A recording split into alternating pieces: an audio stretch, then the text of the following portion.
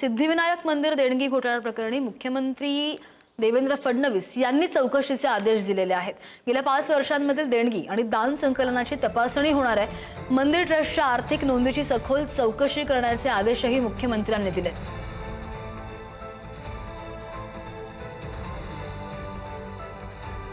या संदर्भात जाणून घेणार आमचे प्रतिनिधी श्रेयस सावंत आपल्या सोबत आहेत। श्रेयस, आता ही चौकशी नेमकी कशी होणार आहे समितीकडून आणि कधीपासूनची ही चौकशी होणार आहे? ऑडिट वगैरे होणार आहे त्या संदर्भात सविस्तर?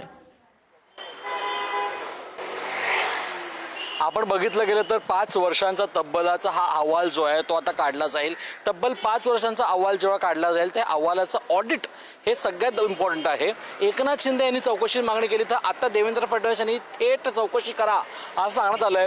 काही दिवसांपूर्वी आपण बघितलं गेलं तर न्यासचे अध्यक्ष सदा सरणकर आहेत ते मुख्यमंत्र्यांसुद्धा भेटले होते आणि त्याच्यानंतर ही जी कारवाई आहे आता फास्ट ट्रॅक होते का आता त्याकडे सगळ्यांचं लक्ष लागलेलं आहे। मात्र या सगळ्यानंतर 2022 ते 2026 पर्यंत ज्या दानपेटीमध्ये जी रक्कम जमा झाली त्याच्यामध्ये मोठी तफावत आहे। तर ही तफावत आहे तरी कशासाठी आहे? त्यासोबत आपण बघतो तर दान चोरीचं प्रकरण असेल, दानपेटी चोरीचं प्रकरण असेल, त्याची सुद्धा चौकशी या अंतर्गत सध्या होईल का याकडे सगळ्यांचं लक्ष लागलंय। मात्र मोठी चौकशी होणार आणि त्या चौकशी अंतर्गत काय निकाल लागतोय त्याकडे सगळ्यांचं लक्ष लागलंय।